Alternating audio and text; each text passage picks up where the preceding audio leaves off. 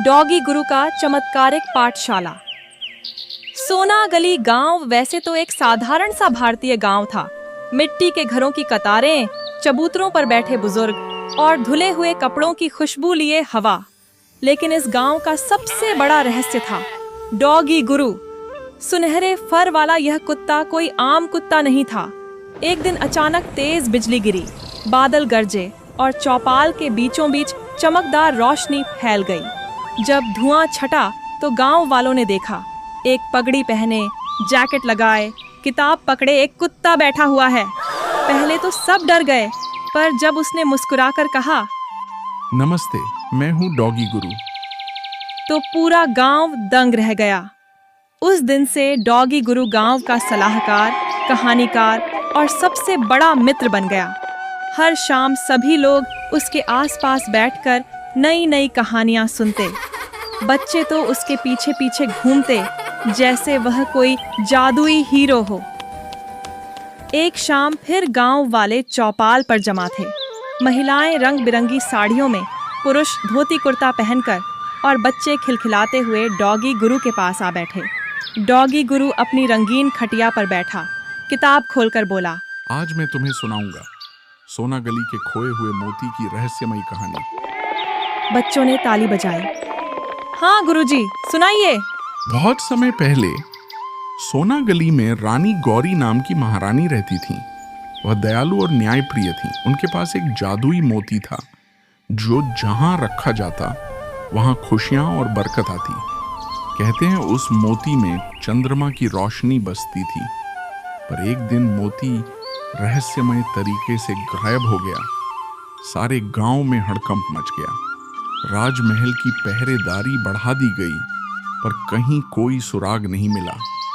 तभी गांव के बुजुर्गों ने कहा, मोती को ढूंढने का काम किसी बहादुर, सच्चे और सूंघने में निपुण जीव को दिया जाए। और जैसा आप सोच रहे हैं, वो जीव था शेरुनाथ, डॉगी गुरु के परदादा।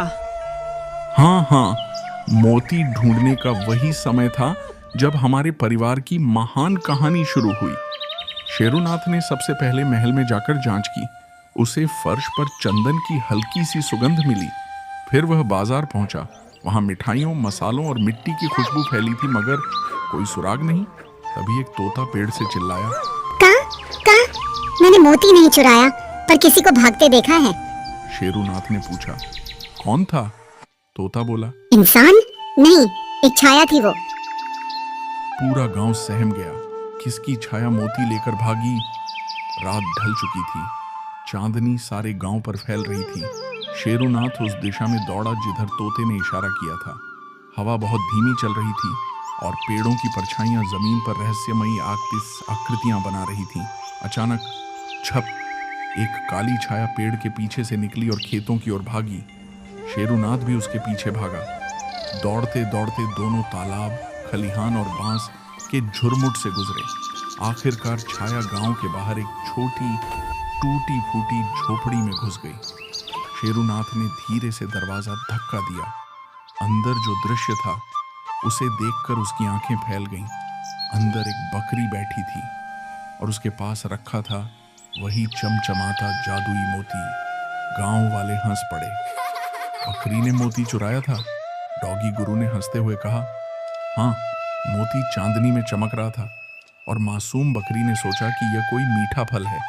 वह उसे उठा लाई और अपने झोपड़े में छिपाकर रख दिया। गांव वाले ठहाका मारकर हंसने लगे। बच्चे पेट पकड़ पकड़ कर हंसने लगे। शेरुनाथ ने मोती उठाया, उसे रानी के पास ले गया। रानी ने मोती को जादुई डिब्बे में वापस रखा। उसी पल से पूरे सोना गली में खुशियों की लहर दौड़ पड़ी। रानी ने शेरुनाथ को एक गोल्डन कॉलर भेंट किया जिस पर लिखा था, गांव का रक्षक। और उस दिन से शेरुनाथ हर रात पूरे गांव की रक्षा करता। डॉगी गुरु ने कहानी समाप्त करते हुए किताब बंद की। गांव वाले तालियां बजाने लगे। एक छोटी बच्ची बोली, गुरुजी, क्या आप भी अपने परदादा जैसे बहादुर हैं? डॉगी गुरु ने मुस्कुराकर कहा, अगर आप सब साथ हों तो मैं इससे भी ज्यादा बहादुर हूं। गांव वाले खुश हो गए। बच्चे उसके पास आकर बैठ गए। महिलाएं मुस्कुराते हुए बोली, गुरुजी, आपकी कहानी में तो जादू है। डॉगी गुरु ने अपनी पूंछ हिलाई और बोला, जादू कहानी में नहीं, आप सबके दिल में है। उस रात सोना गली गांव हंसी, प्यार और चमत्कार से भर गया।